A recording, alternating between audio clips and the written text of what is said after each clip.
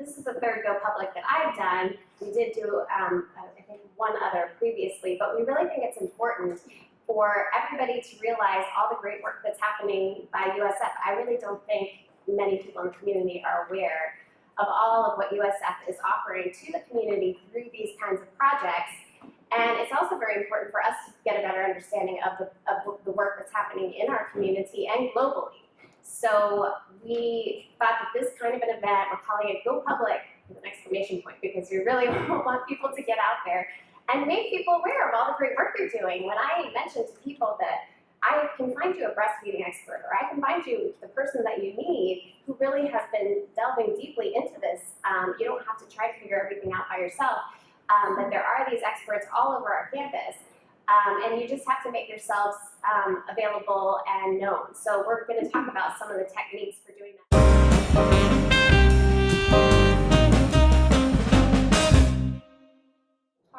So I read this book and I thought, oh my goodness, this resonates so much with my research, I have to write something. So after I read her book, I immediately write this post or an essay. I send it to my editor at Texas, who's publishing my book, and I say, is this something that might get people to make the connections between my book and Toni Morrison?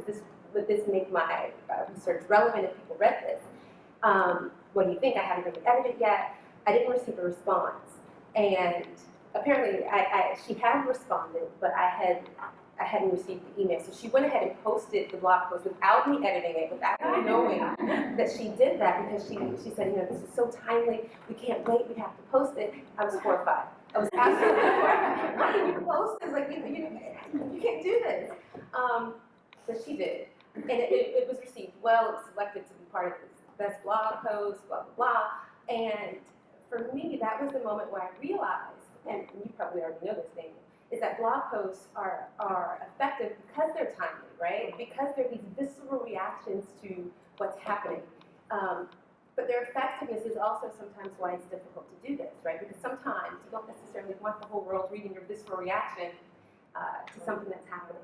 In some ways, the blog post was kind of personal. This was kind of a conversation in my head between me and Toni Morrison, not something that I had imagined people actually reading without me editing. But I think that this is an important question, right? How do we create the boundary? How do we define the boundaries? How much of myself will I share with people? How vulnerable will I be? As it relates to my work, which I mentioned is on Brazil and is on racism in Brazil, there are absolutely connections to be made between Brazil and the United States. And so part of my interest in going public is compelling people to think about these connections, right? So the fact that I'm talking about Brazilian families, anti-Black racism in Brazil, certainly resonates with the Black Lives Matter movement in the United States. And in fact, in Brazil, people are actually holding signs that say Black Lives Matter. They can't speak English, but they know that this hashtag has this meaning.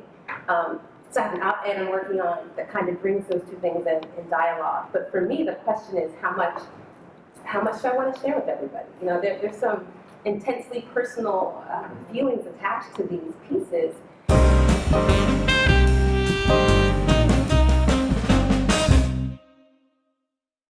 One, it actually made our writing better, so it wasn't just a hallway conversation. We were able to actually think about it a little bit more and have a pause between how we respond to each other.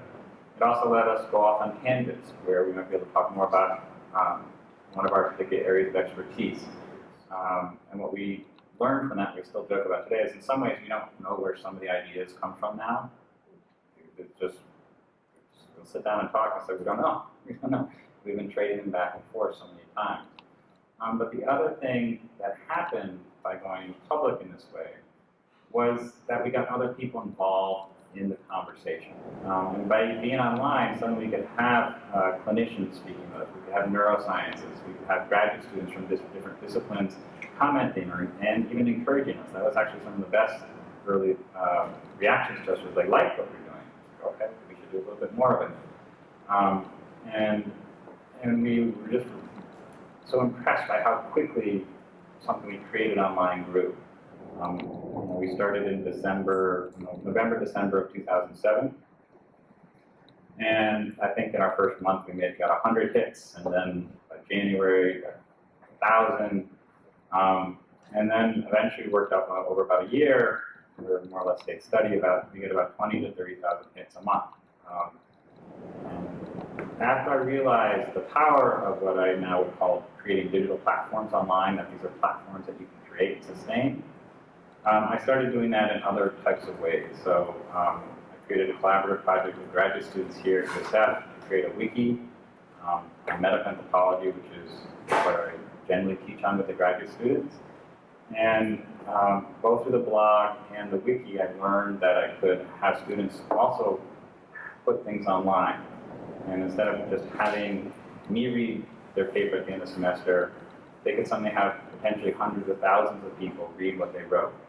And that was both daunting for the students, but that raised the level of work. But I worked with them to make sure they could go through multiple drafts and have a final product that would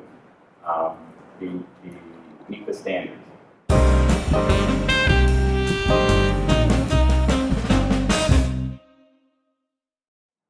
well, I was just wondering, what are some of the nuts and bolts of it? Because you already have a big following. So what if we just decide this is something that really strikes me, this really fits with my research, I want to jump in.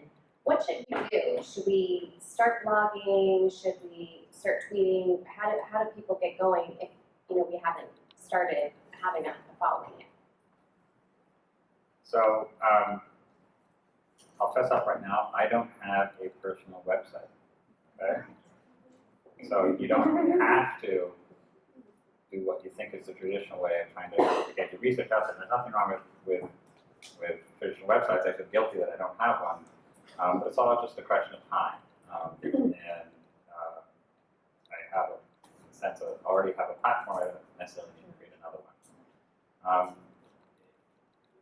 At this point in time, the companies out there make it so easy for you that whatever format you think will help you probably is the right one. In my case, I use WordPress, and that's a very easy blogging platform. I'm more and more professional over time. I started with the free version, and we blogged on that free version for about 3 years, and then I got the invitation from the Public Library of Science to become part of their founding set of science blogs. The way I do my writing, though, is I actually write offline. So I write in Word, and then I paste it in. And, but I don't worry as much about editing it as that was a good thing you're going to do, just to get it up. I'll put it that way. Sometimes you just got to publish. You just got to publish, and that wonderful thing about online stuff is you can go back an hour later and edit it. It's not permanently in print. The main thing is to, if you're going to write, just write and get it out there, and don't worry too much about it. And so that's one of the things that how I got my start. And then the other ways that you can do social media outreach is to depend on what you, what sort of conversation you want to have. If I were to start again right now, and I really wanted to reach students, I'd probably go to Instagram, because that's what a lot of them are using. But I started on Twitter when Twitter came out, more or less. I held off for about a year, but I did Twitter because a lot of the people I met online through blogging were on Twitter. And it's still really, for me, one of the best places to have professional conversations with this interdisciplinary group of people that I know. Twitter is very useful in terms of reaching an audience of high quality people, and you can build a network on there. So I find Twitter still very useful for reaching core audiences that I want to reach in a public domain. Whereas Facebook, for me, is much more about reaching a broader public. I think those are some of the nuts and bolts. So let me kind of go back and talk about where I am in this process, just to give you a sense of how new, how not an expert I am. So my sister, she would want me to mention, she's CEO of Dash Marketing Coordinating, is my marketing director, and she's great. Because I wasn't going to do any of this kind of publicity stuff. So she said, okay, you have to have a website. You have to have a book release in New York City. You have to have a Facebook page for your book. You have to go on Twitter. And I was thinking, really? I mean, I have to really do this? But for me, Twitter was this thing that I constantly heard that Kim Kardashian was tweeting things out. And I thought, this is not really, I don't think I want to do this. But I did it.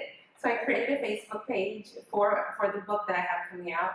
I don't have thousands of people. In fact, just yesterday, I had my 400th person ad like my page, and for me, that's a lot. That's a lot.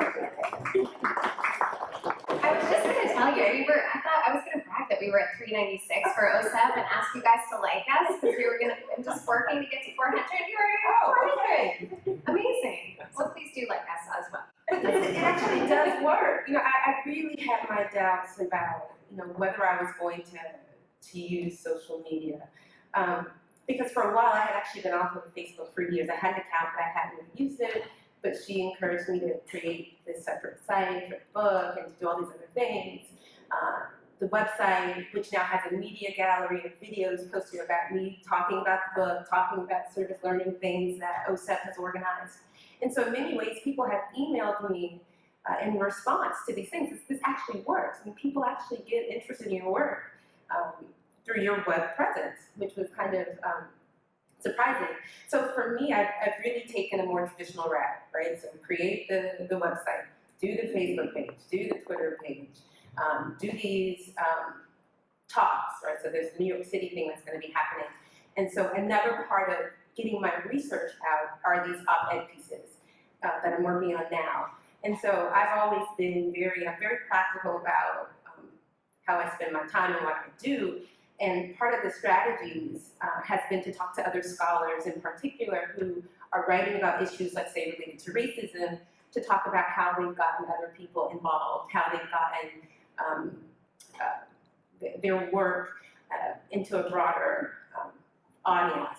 So part of my strategy has also been to contact magazines, other very popular kind of blog media sites that might be interested in writing something about my work. Right? So I created the page 6 months ago, and I started getting more followers as I gave presentations. So some of you might know I spent 6 weeks in Brazil, so I went to 5 different states. The Brazilians really liked Facebook. I mean, they're like half of my Facebook likes, which was really nice, right? You know, we were talking about how it's important to engage global audiences. I was really happy to see that my Brazilian followers are actually much more active than the ones in the United States. So I think taking advantage of these opportunities, speaking engagements to get people involved is important. I post lots of pictures, so people like the visual images, pictures that had other people in them, so you tag people and then their friends see and then they become friends. But I want to mention that I was actually very skeptical about this. So when my sister mentioned, you know, these are the things that people do to promote ideas, I did not want to do this. I felt really overwhelmed by the idea of Twitter. I really did not even want, she actually established my Twitter account because I refused to do it. But I actually like Twitter largely because of the reason that Daniel mentioned is you can actually find people, there are these communities of people that actually respond to interesting tweets or who tend to tweet interesting things. And so it's been an unexpected place to engage with scholars and non-scholars about issues that are important.